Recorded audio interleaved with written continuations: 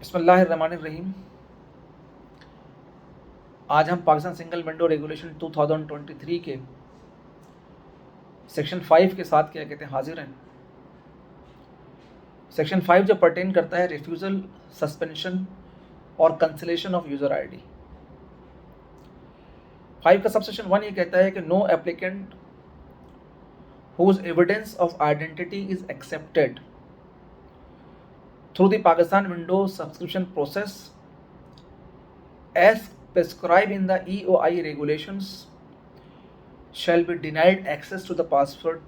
Pakistan single window system, its allied component or service। यानी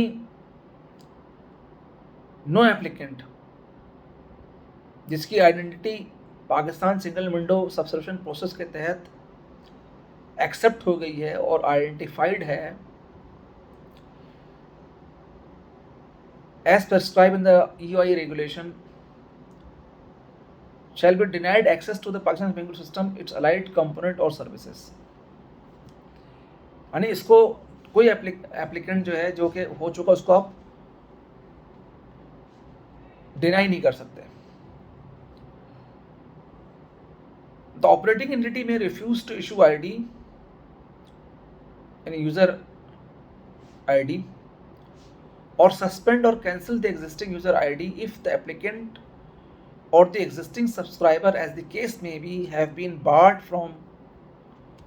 conducting a foreign trade transaction under any applicable national or international law or legal,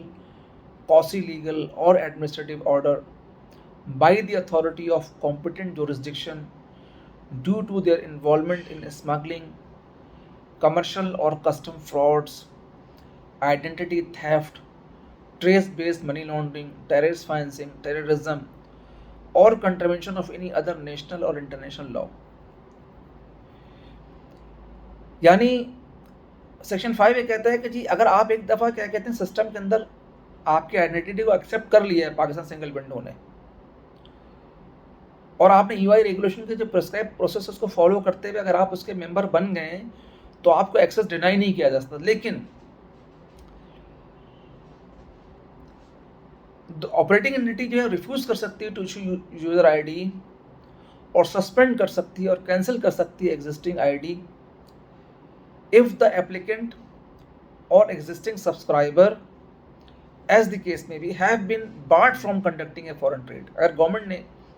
या custom authority ने उसको foreign trade करने से ban कर दिया है under any applicable national और international law, legal, quasi legal और administrative order by the authority of competent jurisdiction to their involvement in the smuggling, commercial और कस्टम फ्रॉड, आइडेंटिटी थेफ्ट वगैरह वगैरह, money laundering, trace financing, terrorism,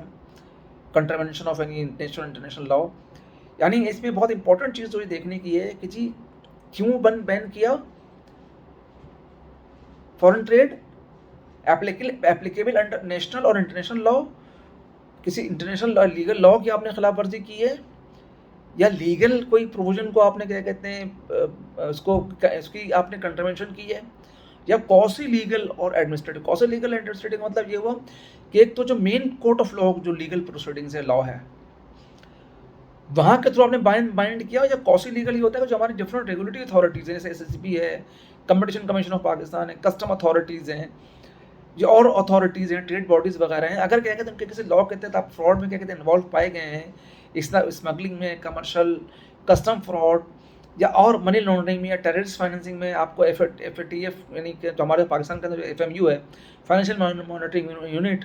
उसने क्या कहते हैं अगर आपको क्या कहते हैं कोई इस वजह से बैन कर दिया है कि जब टेररिस्ट फाइनेंसिंग या टेररिज्म के अंदर क्या कहते हैं आपके कोई क्लू निकला है या नैब या FIA क्या कहते हैं कोई ऐसी इन्वेस्टिगेशन करती है कि जिसमें क्या कहते हैं पता लगे कि आप किसी टेररिस्ट एक्टिविटी के अंदर इन्वॉल्व हैं या किसी इंटरनेशनल या नेशनल लॉज की आपने वायलेशन की है, तो फिर आपका जो यूज़र आईडी को रिफ्यूज़ भी किया जा सकता है और आपके यूज़र आईडी को कैंसिल भी किया जा सकता है। लेकिन इसमें प्रोविजो है, provided that the operating entity shall not be held responsible In case no intimation bearing the application or the existing subscriber, as the case may be, has been received in writing through official channel from the authority of competent jurisdiction. यानी इतना harsh action ऐसे नहीं ले लिया जाएगा कि जी अचानक क्या कहते हैं, आपको कह दिया जाएगा कि जी क्या कहते हैं ये तो FMU की तरफ से ये चीज़ आई है और आप टेररिस्ट फाइनेंसिंग के अंदर या आपको कोई क्लू मिला है कि आप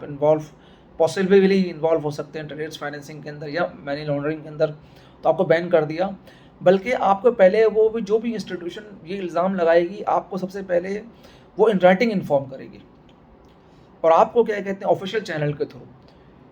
फॉर्मल तरीके से, यानी लीगल होगा या क्वासी लीगल होगा या एडमिनिस्ट्रेटिव होगा, कोई भी होगा, उसका प्रॉपर तरीके से क्या कहते हैं उसमें आपको इंटीमेट किया जाएगा,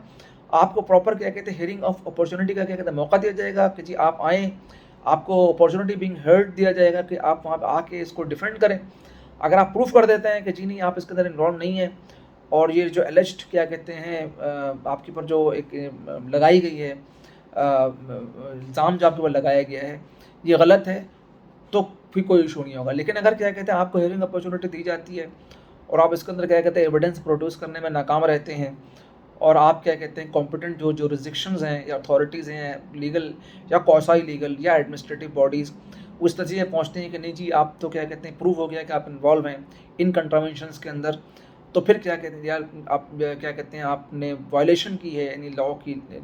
लोकल या नेशनल और इंटरनेशनल लेवल की, तो फिर आपको बाय ऑर्डर आपको या डायरेक्टिव क्या कहते हैं आपको फिर ये ऑर्डर दिया जाएगा कि जी आप जो है आप ये काम नहीं कर सकते और फिर क्या कहते हैं आपकी आईडी पासवर्ड को रिवोक कर लिया जाएगा। तो उसमें यह है कि जी प्रोवाइडेड फर्दर दैट,